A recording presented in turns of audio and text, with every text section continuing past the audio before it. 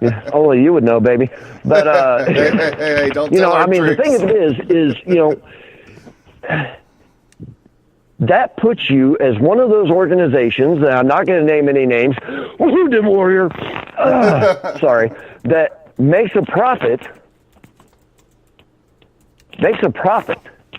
Right. off of the misery and the plight of the very group of people that you claim to represent. Yeah.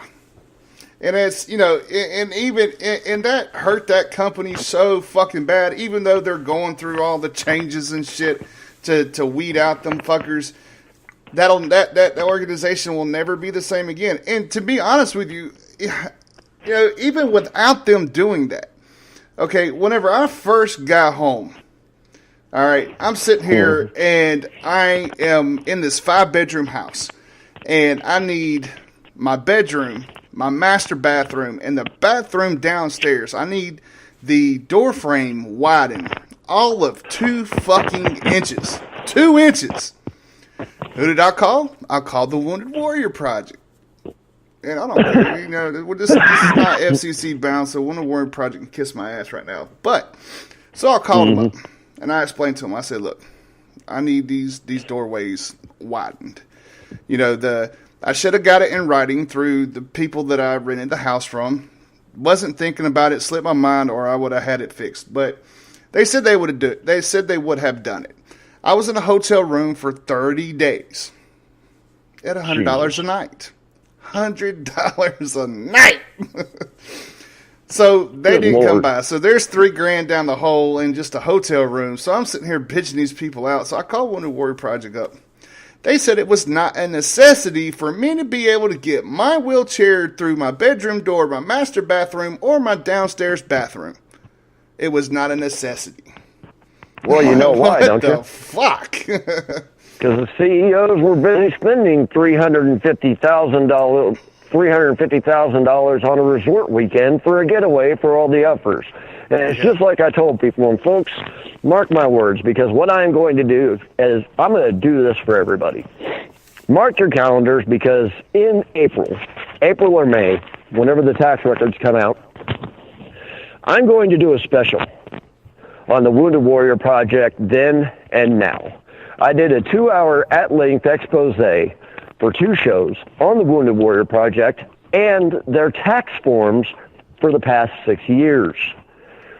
The astronomical rate at which their CEO pays increased, their business cost and everything else increased and got so freaking lavish it wasn't even funny, that less than 10 cents of every dollar that people gave to Wounded Warrior went to actually anything to do with veterans.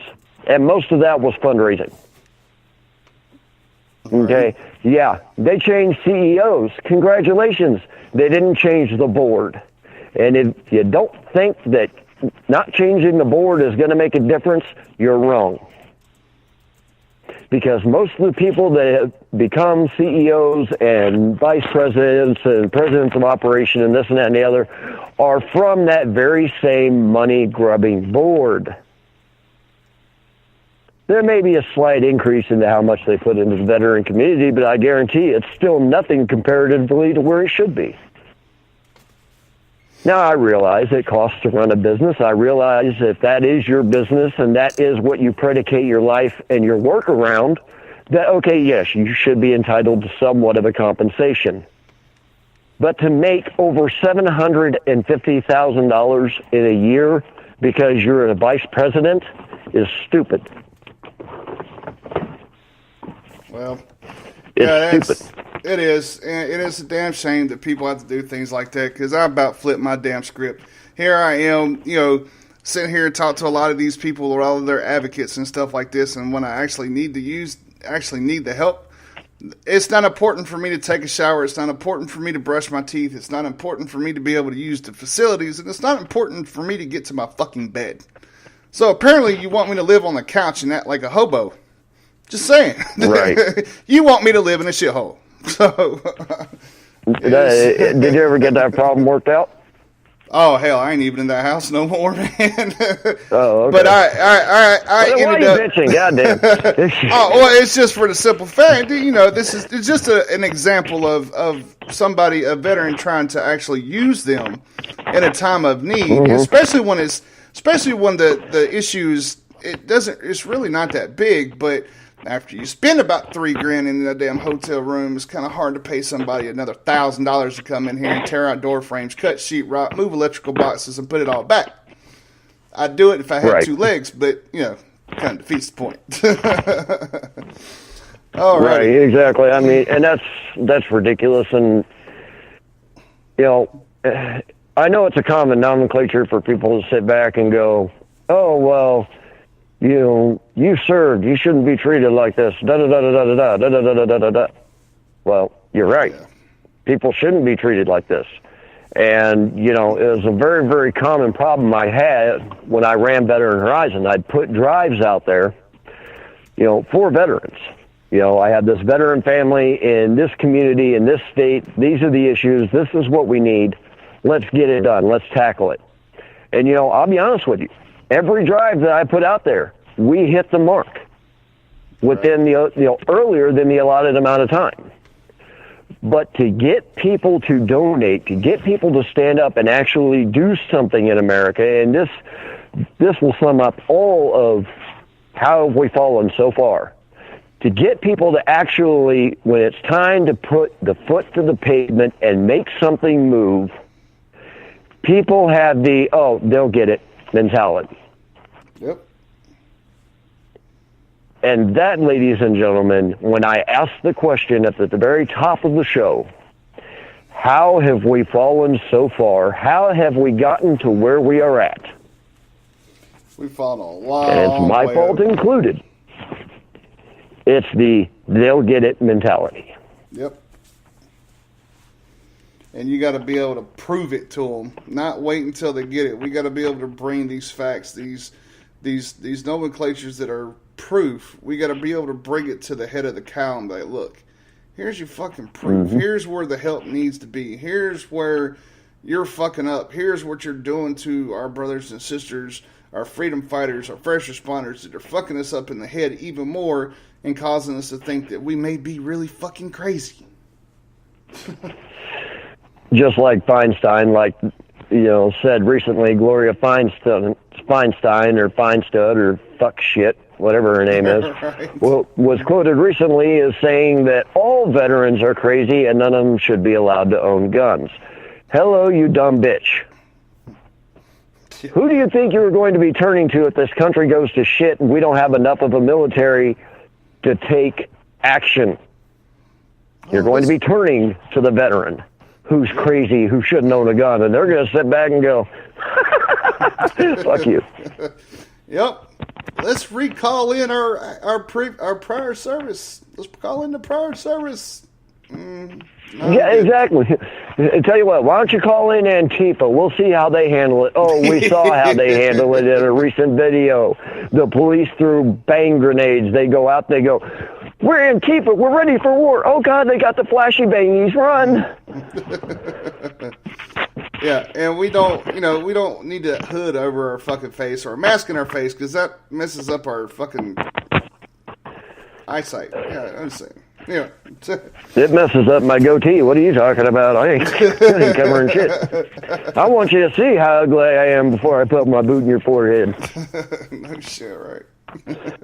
But, I mean, right. And it's just, all of it is a perfect,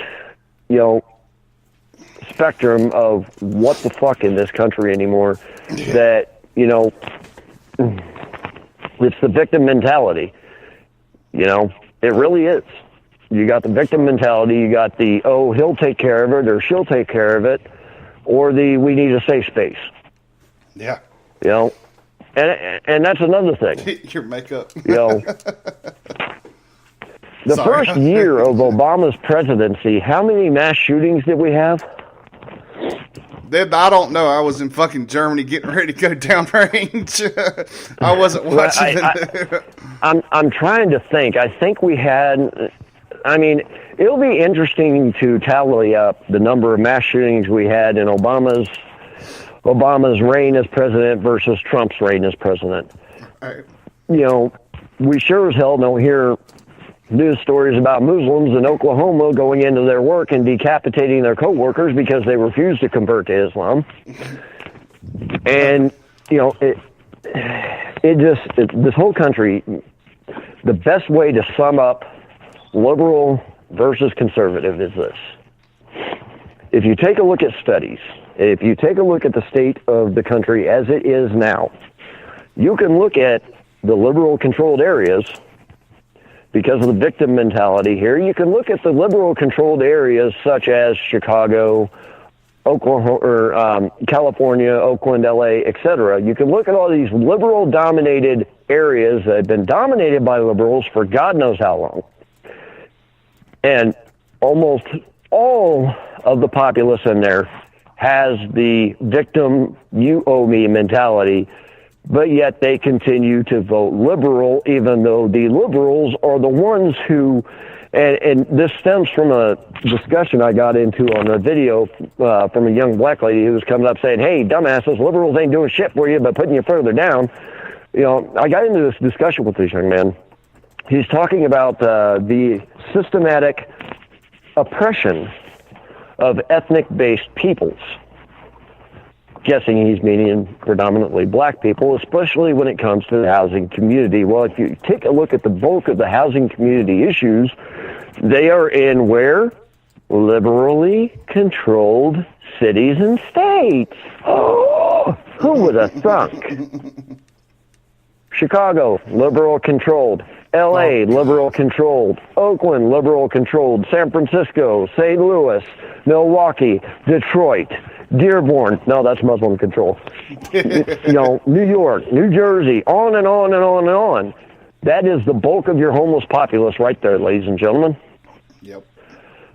But the places that are predominantly conservative controlled, people work for a living. They own nice things. They own their houses. They rent their houses. They take care of their shit. Yep. So where is it that the conservative man or woman or theory or thought process is the one who is oppressing you? Is it because you're told that? You know, and then they constantly revert back to, oh, well, Trump's conservative, so he's automatically a white supremacist, bigot, racist person. Wrong again, assholes. KKK, Democrat. Civil War, those opposed to abolishing slavery. The Civil War was not fought based on slavery, first of all, ladies and gentlemen, for those Confederate flags or racist people. The Civil War was predicated upon the North trying to overtaxate the South and not, you know, the South not agreeing with big government overreach. But the funny part is that when it was fought, slavery did not become an issue until the presidency of Abraham Lincoln and his presidential platform. The hilarity of it is the predominance against the abolition of slavery was Democrats. Oh, and it was a Republican senator from Ohio who formulated the papers to abolish slavery and who started the movement to abolish slavery. Oh, but wait a minute. Then again, the Democrats will say, well, the Republicans were really Democrats back then, but the Democrats were really Republicans then. Okay. I guess that's kind of like saying because I was born with a penis, I should be named Matilda, huh?